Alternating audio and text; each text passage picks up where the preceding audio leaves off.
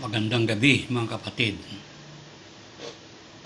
Magandang umaga o hapon, anuman ang oras ng mga kapatid na nakikinig sa ibang bansa. Pagpalain tayo ng Panginoon at tayo magpapatuloy sa tulong ng Diyos sa ating Bible study ngayon. Nasa 2 Pedro tayo, Kabanatang 2, at nasa kalagitnaan tayo ng Kabanatang 2. Tayo ay sumandaling manalangin mga kapatid. Dakila naming Ama, pagpalain mo po kami sa oras na ito at gabayan mo kami sa aming pag-aaral sa iyong mga salita. Bigyan po ninyong kaliwanagan ang iyong mga salita upang maging pagpapala sa aming buhay Kristiyano at upang magamit namin sa aming paglalakbay dito sa mundong ito hanggang iniintay ka namin dumating. Dalangin po namin ang patnubay ninyo, ang gabay ninyo sa amin sa oras na ito sa pangalan ng aming Panginoong Hesus. Amen. Kung natatandaan ninyo mga kapatid na pinag-aralan natin mula sa unang Pedro hanggang sa panahon natin ngayon sa 2 Pedro, Kabanatang 2, pinag-aralan natin na ang mahalagang pinag-aralan natin sa nakaraan ay yung binigyang diin sa atin ni Apostol Pedro upang tayo paalalanin sa salita ng katotohanan, sa salita ng Diyos, na sana wikanya'y huwag nating kalilimutan ang turo ng ating Panginoon. Kaya tayo ay dapat mag-aral upang may sa buhay natin ang kanyang mga salita at iyan ang maging ilaw sa ating buhay sa sanglibutan ito. Nung sabihin ito ni Apostol Pedro, siya ay ayon sa kanya malapit nang umiwalay sa kanyang katawang lupa at patungo na sa Panginoon. Iyon ang kanyang sinasabi sa unang Pedro, kabanatang 1 hanggang talatang 11 hanggang 15, sinasabi niya,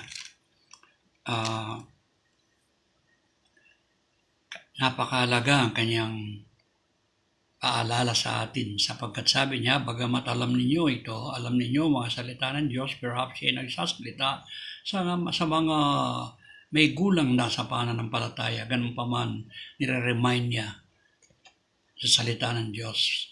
Bakit? Sapagkat posibleng makalimutan natin mga Kristiyano ang kanyang mga salita dahil sa napakaraming gawain ng ating buhay dito sa sanlibutan na kung minsan masyado tayong nakafocus sa gawain yan at nakakalimutan natin ang mga salita ng Panginoon. Yan ang unang remind niya sa atin. No? Pangalawa, sinabi rin niya sa atin na ang salita ng Diyos ay hindi gawa ng tao, kundi yan ay gawa ng Diyos. Ang kanyang sinasabi na samantalang ang tao ay sumusulat sa salita ng Diyos, ang Diyos sa pamamagitan ng Banal na Espiritu ay inaantabayanan nila, dinitikta sila kung ano yung kalooban ng Diyos na dapat nilang isulat sa aklat na sinusulat nila. At yan ang ating Bible ngayon. Yun na sabi niya, hindi yan gawang tao, bagamat sinulat ng tao, sabi niya. Yan ay mababasa natin bilang review sa chapter 1 ng 2 Peter verse 19. Sabi niya, we also have the prophetic message as something completely reliable, sabi niya, and you will do well to pay attention to it as to a light shining in a dark place until the day dawns and the morning star rises in your hearts. Above all, you must understand, sabi niya, that no prophecy of scriptures came about by the prophet's own interpretation of things. For prophecy never had its origin in the human mind or the human will, but prophets, though human, spoke from God as they were carried along by the Holy Spirit. Sa mga katwid, ang mga propetang ginamit niyang sumulat, o mga tao, iba't ibang tungkulin na kanyang ginamit, mga hari, ay sinusulat nila ang nire-reveal ng Panginoon sa kanila through the Holy Spirit. Kaya ang Biblia na ating dinadala ngayon at tayo ay nagkaroon ng pagkakataon upang magkaroon ng salita ng Diyos na tinatawag na Bible, ito ay walang mali. It is inerrant. Wala siyang mali sapagkat yan ay gawa ng Diyos. Kung meron mang konting mali ay dahil lamang sa mga saling lahis, mga pagsalin natin sa iba't ibang panahon. But those are minor things and will not distort the truth of God, mga kapatid. So yun ang bilin sa atin ni Apostol Pedro. At sabi niya, darating ang panahon na magkakaroon ng false prophets and false teachers. Sabi sa chapter 2 verse 1, there were also false prophets among the people, just as there will be false teachers among you. So, tignan niyo, no? Ang salita ng Diyos ever since ay sinisira ng diablo ni Satanas upang tayo hindi maniwala sa Diyos. Sapagkat kung hindi tayo maniniwala sa kanyang salita, ay paano tayong maniniwala sa kanya? If the devil ay nagkaroon ng pagkakataon to distort the Word of God, then he is also distorting our faith. Yan ay nag-umpisa sa Genesis. Kausap niya si Eva na linilihis niya ang salita ng Diyos, ang salita ng katotohanan. So, importante sa atin na dapat tayong magugat sa salita ng Diyos upang hindi malihis ng diablo ang ating pag-iisip sa kanyang mga salita. At hindi lang yan upang makounteract natin ng diablo sapagkat ever since nandyan na sinisira ang salita ng Diyos. Kaya habang panahon ay lumilipas, lumilitaw din ang kanyang mga kampon. Kahit sa Old Testament mayroong propeta. Kagaya ng maraming prophets sa Old Testament na ginamit ng Diyos. Kagaya ni Isaias, marami sila, Jeremiah, Ezekiel, Daniel, marami. They are true prophets of God. Subalit, just as merong true prophets of God, meron ding false prophets. Kagaya ni Balaam, ni Korah, maraming false prophets. They are prophets of doom. Ginagamit sila ni Satanas upang ilihis ang salita ng Diyos. Nang sa ganon ang mga naniniwala sa Diyos ay magkaroon sila ng problema sa kanilang pangunawa sa Diyos. At sabi niya, merong prophets at merong teachers. Sino yung teachers? Sa panahon natin. Sa panahon ng Old Testament, they are called prophets, and sa panahon natin, yung mga teachers, yung mga nagtuturo sa iglesia, pansinin ninyo,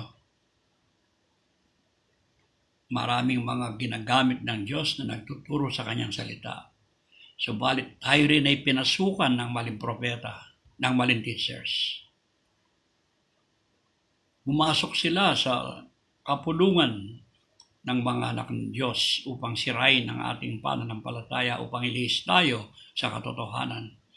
Kaya napakahalaga mga Kristiyano, ang bilin ni Apostol Pedro na bago siya namatay, inulit niya na dapat nating ituon ang ating buhay, ang ating pananampalataya sa ating Panginoon at ang kanyang mga salita.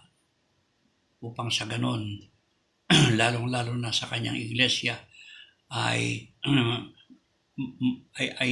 maturo natin sa ating mga kapatiran ang katotohanan nang sa ganon hindi sila maging bihag ni Satanas. Dahil ang kanyang purpose dito sa mundo ay upang ipanaral ang maling salita upang ang mga taong Kristiyano ay kanyang ilihis sa tunay na katotohanan. Ganyan ang gusto sabihin ni Apostol Pedro sa kanyang sinabi sa chapter 2. There were also false prophets among the people, sabi niya. Thus as there will be false teachers among you, they will secretly introduce destructive heresies, even denying the sovereign Lord who bought them. Sinisira nila. Maging ang ating Panginoon ay sinisira nila ang ating pananampalataya sa Kanya sapagkat ang banal na Espiritu ay tinataas ang ating Panginoon. Subalit ang diablo ay binababa niya. Kaya sino ang ating Panginoon? Alam natin na si Diyos na nagkatawang tao. Subalit maraming turo ngayon, iba-iba ang kanilang paniniwala to the extent that ang Panginoon ay tao lamang sa kanila. Kaya itong katuruang ito ay lumaganap. At yan ang reason kung bakit pinarusahan ng Diyos ang mga tao sa panahon ni Noah. Although si Noah ay naligtas at ang kanyang 3 anak at 3 manugang, 6 at saka silang 2 mag-asawa, 8 sila, naligtas sila sa baha. Ang panahon ng Sodom at Gomorrah ay pumasok din ang diablo sa lugar na yan. Mga makalaman ang mga tao doon ay sinunog ng Diyos ang Sodom at Gomorrah. Kaya, bagamat sinunog niya, mayroong iniligtas si Lot. So, nagtapos yun sa verse 9 ng chapter 2 na sinabi niya, ang Diyos ay meron siyang kapangyarihan upang iligtas sa iba't ibang kaguluhan ng kanyang mga anak. At meron din siyang kapangyarihan upang parusahan niya yung mga di mananampalataya at swail, nagre-rebellion sa kanya. So, itong chapter 2, particularly verse 10 hanggang sa katapusan, ay sinasabi niya yung karakter. Sino yung mga taong sinasabi niyang sumisira sa salita ng Diyos? Sino yung mga taong sumisira sa salita ng Diyos? Yon ang kanilang karakter na sinasabi niya from verse 10 up to the last verse. Itong mga tao ito, unang-una, ay wala silang kagalangan. Kung magsalita sila ay parang sila, tama yung kanilang sinasabi, pero linilihis nila ang tao sa katotohanan at pinakikilala nila na sila ay authority. Kagaya ng mga tao ngayon, they only believe sa kanilang leaders because the leaders ay pinakilala sa mga tao na sila ay authority at nasa kanila ang katotohanan samantalang sila rin ay alipin ng katotohanan. So sabi niya, ang mga taong ito, wika niya sa verse 10, sabi niya, they are bold and arrogant. They are not afraid to heap abuse on celestial beings. Kahit ang mga taong may tungkulin sa ating bayan, yung mga sugo ng Panginoon, na tunay na sugo, ay nilalait nila. Kaya tignan niyo yung mga false religions ngayon. Puro debate at nilalait nila ang mga Kristiyano, ang mga tunay na mananampalataya. Maging ang mga namumuno sa bayan ay nilalait nila, samantalang tayong mga Kristiyano ay nananalangin para sa kanila. Subalit sila ay nilalait. Wala silang katahimikan. They involve themselves in riots doon sa state parliamentary. Kaya tingnan yung kaguluhan dito sa Pilipinas. Those are people, karamihan sa kanila. They are religious people. Subalit hindi nila naiintindihan ang sinasabi ng Bible. Wala tayong kinakatigan sa mga namumuno. But we respect anybody who is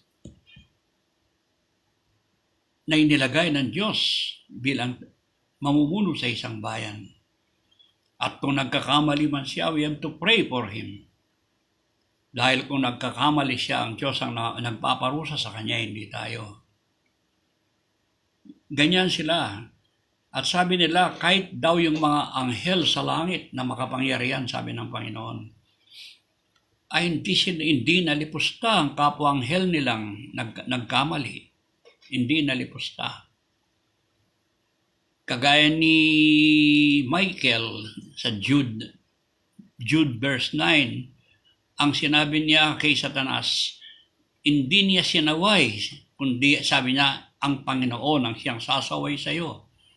So, in other words, hindi sila, yung kanilang karakter ay ganyan.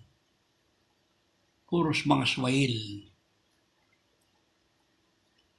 Ganyan sila. Kaya mga kapatid, sabi nila wala silang pangunawa. Salita ng salita sila, pero hindi nila naintindihan ang kanilang sinasabi, hindi ayon sa kagustuhan ng Diyos. Para silang mga hayop, sabi niya, na walang pag-iisip. They are like unreasoning animals, creatures of instinct, born only to be caught and destroyed, and like animals, they too will perish. Subalit ang mga ito ay paparusahan at mawawala. Agaya ng mga hayop. You see today, while si Peter ay nagsalita tungkol sa angels, yung karakter ng mga angels, ay sa panahon natin, ay sinasabi niya, maging ang mga anghel na makapangyarihan ay hindi nalipusta ang mga kapwa anghel nila, kundi ang ipinaubaya nila sa Panginoon. Si Moses, si Michael sa Jude 9, hindi na inalipusta si Satanas, kundi pinabaya niya sa Panginoon. Wala tayong karapatan sa bagay na yan, mga kapatid. We rebuke in a righteous manner. Halimbawa, meron talagang pagkakamali sa church. We rebuke them, not because we hate them, but we want to help them sa kanilang kalagayan. Because we want them to be restored in fellowship with God. Itong mga taong ito, hindi. Itong mga false teachers. Puro ang kanila ay galit at bugso ng laman. Kasalanan, sila ay alipin ng kasalanan. Bagamat sila ay nangangako ng kalayaan sa mga tao.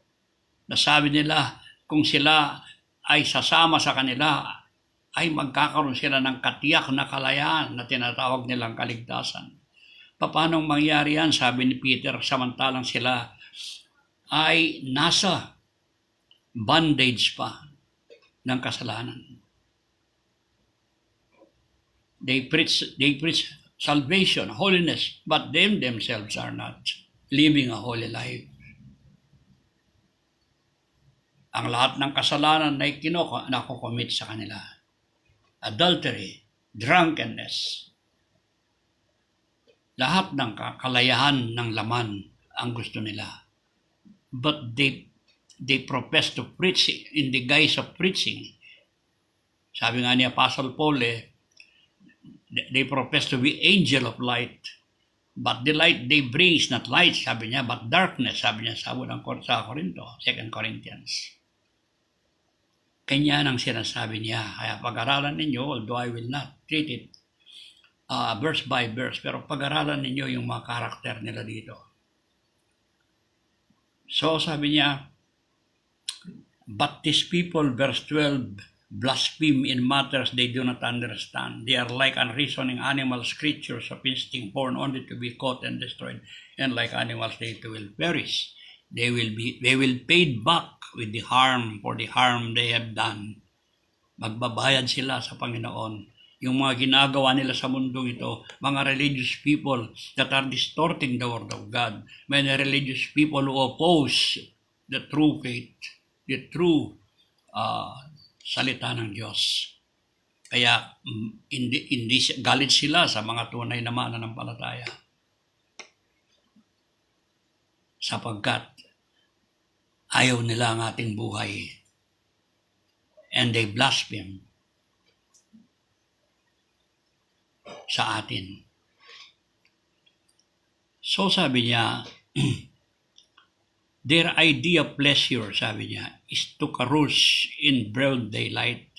They are blots and blemishes, revelry in their pleasures while they feast with you. Kasama niyo sila. Kung minsan, nakikisama sila sa inyo, especially nowadays. Ang method ni Satan ngayon ay nakikisama sa church. Hindi tayo pinapersecute ngayon, but he is befriending us.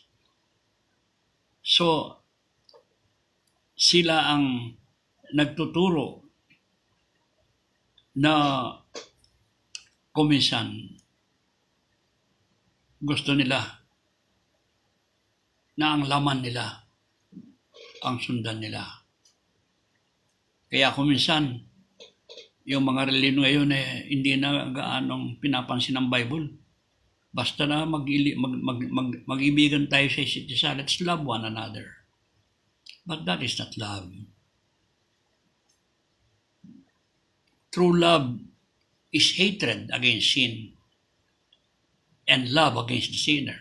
And that is true love. Sa kanila, puro love na lang. That is tolerance and that is sin. Pwede na tayong gawin ito. Huwag na tayong masyadong maraming bawal. Gawin natin ito. Magmahalan tayo. Let's enjoy life today. That is the teachings. So, anong sinabi niya? Sila ay kagaya daw ni Balaam. Si Balaam, ano masasabi natin kay Balaam kung basahin ninyo yung Book of Numbers from chapter, I think, the 22 up to 31, you read the Book of Numbers. Kay Balaam, he professed to be a prophet of God. But later on, ay pinagbili lang niya sa kasalanan ng mga Israelite dahil siya'y binabayarang mahal na halaga ni Balak, yung hari. Paano? Pinermit niya sila. Binigyan niya siyang permiso upang sila'y makiapid sa mga babae sa Midianites. Yun ang paraan para sirain ang pananampalataya. Yung sexual desire nila. So, inikayat niya na sila ay magkaroon ng sex desire with the unbelieving women doon. At nagkasala marami because of Balak, who is a prophet of doom. Merong sinabi sa akin ng isang kapatid na dating nag-a-attend sa isang church dito. At siya lumipat sa isang church. Says, I don't know what is the reason. Dito, kumusta ka? Sabi nun sa church mo. Dito po, maganda. Sabi niya, dahil ang aming manguna, huwag na nating intindihan. Basta magmahalan tayo. Huwag nating intindihan ang maraming problema yan. Masyado namang problema yan. Masyadong maraming ayaw, magmahalan tayo. At masaya siya. Hindi ko alam kung aunawaan niya ang kahulugan niyan. So, sabi niya, ang mga taong ito, mga tagapagturo ito, ay parang spring ng tubig, subalit walang lumalabas na tubig. Parang clouds doon sa alapaap, pero walang ulan. Nang gusto sabihin yan, kapag ang isang tao ay lumalakad at nakakita siya ng spring at uhaw na uhaw siya, masaya siya, nakakita siya ng spring para makainom. Pero nang lumapit siya, ang spring na yan ay walang tubig na lumalabas. Nakita niya sa kanyang paglalakbay ang alapaap, the clouds, dark clouds, which means ulan dahil napakainit ng panahon. Nangangailangan ng ulan ng tao at nagkaroon ng dark clouds above. At masaya sila, hihintayin daw ulan. Subalit pagkatapos niyan ay wala namang ulan na dumating. Iyon ang inaalintulad ni Pedro sa mga maling tagapagturo. In other words, they promise liberty, salvation, samantalang sila, they are in bondage of sins. They promise liberty in their own way, sa kanilang sariling aral, sa kanilang sariling paraan. Subalit, ang kanilang mga salita ay walang tubig. There is no blessings at all. And there is no katotohanan at all sa kanilang mga salita. They are deceivers.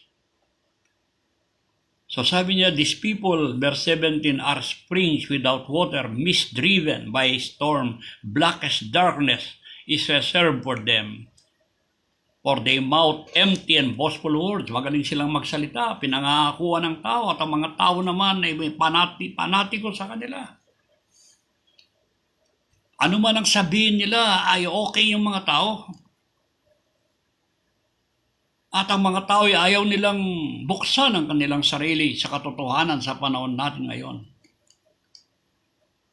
Kung ano ang nakagisnan nilang reliyon, doon na lang daw sila mamamatay. That is fanaticism. And that's the teachings of Satan upang tao ay hindi maligtas at hindi mahango sa kapahamakan. Napakahirap i-preach ang gospel sa mga taong ganyan. Yet despite of that, we trust God, the Holy Spirit. Maraming tao ngayon na walang interes sa spiritual. Puro kalayaan, puro kasayahan ang gusto sabihin. Puro merriment, puro happiness, puro enjoyment of the flesh. Yun ang problem. These people are springs without water, mist-driven by a storm. Blackest darkness is reserved for them. For they mouth empty, boastful words, and by appealing to the lustful desires of the flesh, they entice people who are just escaping from those who live in error. No? Yun ang nila. Pabayaan mo na yung church ninyo, masyadong maraming bawal diyan. Dito, masaya tayo, mag-enjoy tayo, let's enjoy our life. Kaya maraming nahihikayat. And today, churches are majoring in numbers.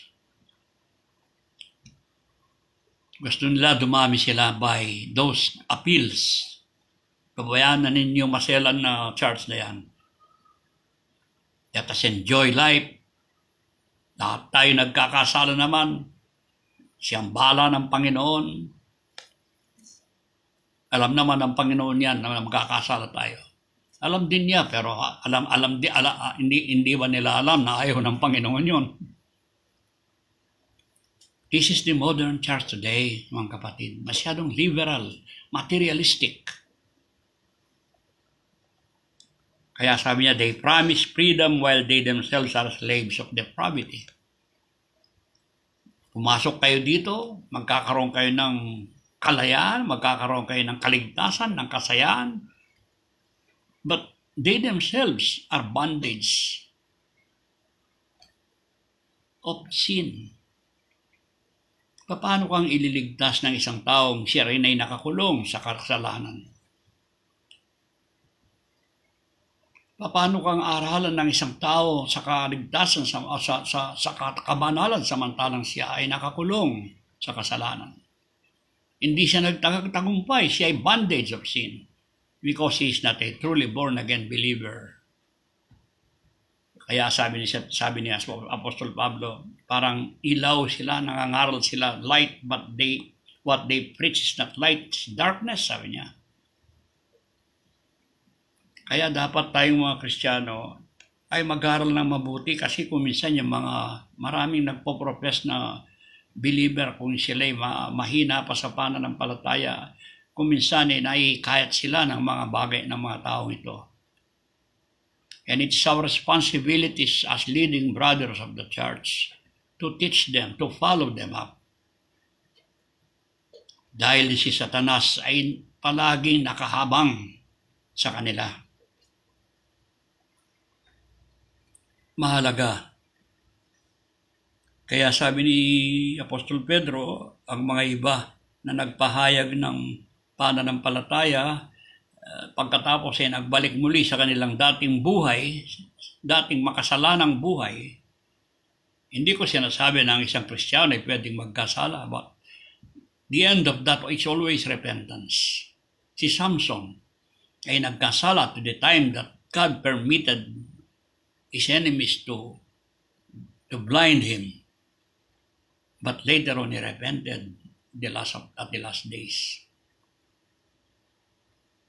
So, balit ang sinasabi ni Peter, yung mga taong they really rebelled against God. They profess salvation, but the salvation na yan ay hindi tunay.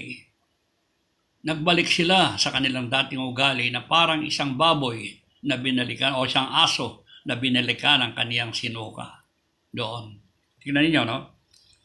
It would have been better, sabi ng verse 21, for them not to have known the way of righteousness than to have known it and then to turn their backs on the sacred command that was present to them. Of them the proverbs are true. A dog returns to his vomit. Yung mga sinuka ng aso, kinakain niya muli, binalikan niya. At parang baboy, sabi niya, na pagkatapos niyang inugasan, ay bumalik sa putik. Yan ang Bible. That is the nature of the baboy. Kahit i-brush mo yung baboy, paliguan mo, lalagyan mo ng kung anong gusto mong ilagay sa kanya. Sa paglilinis mo sa Bible, sa baboy.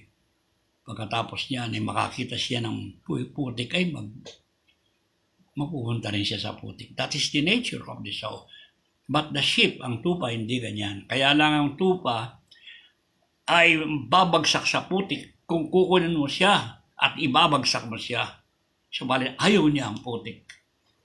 Whereas the soul, yung baboy, gusto niya yung putik. Ganyan, sinasabi ni Apostol Pedro ang mga maling tagapagturo at mga taong naikayat nila na hindi tunay na mananampalataya. Sapagkat ako'y naniniwala na ang tunay na mananampalataya, gaano mang kahina siya, ay tutulungan siya ng Panginoon kung siya ay mananatiling magtitiwala sa Kanya. Si Lot ay nabuhay sa isang makasalanang lugar na tinatawag na Sodom at Gomorrah. At akala natin hindi siya ligtas. Subalit sinabi ni Apostol Pedro na siya ay ligtas. At nung nandoon siya, nasasaktan siya sa nakikita niyang kasalanan. That is the true believer. Subalit ang mga taong ito ay nalintulan niya sa aso na binalikan ng kanyang sinuka. Pagkatapos niyang nagpahayag ng pananampalataya kay Kristo, ay nagbalik muli siya sa dating ugali. At parang isang baboy na nagbalik muli siya sa putik. So mga kapatid, yan ang basahin na lang ninyo ang chapter 2 na ito. Hindi ko dinetail sa inyo. Binigay ko lang sa inyo ang kahulugan ng verses na ito. But it's better to read it very well. And next Sunday, Lord willing, punta tayo sa chapter 3 ng 2 Peter, mga kapatid. So, tayo manalangin. Dakila naming Ama, muli po kami nagpapasalamat sa paggabay mo sa amin. Naway yung mga salita mo, ikaw ang magturo at magbigay kaliwanagan at magbigay ng kapangyarihan upang maging pagpapala sa aming buhay at maging kalakasan sa aming paglalakbay dito sa mundong ito. Sa mundong madilim na marami ang mga maling tagapagturo na sugo ni Satanas sapagkat hindi siya nagpapahinga. Sinisira niya ang ilan ng kaunting mga tunay na mananampalataya sa inyo. Turuan mo po kami sa iyong mga salita at turuan mo kami sa buhay namin at manindigan sa katotohanan sa pangalan po ng aming Panginoong Hesus. Amen.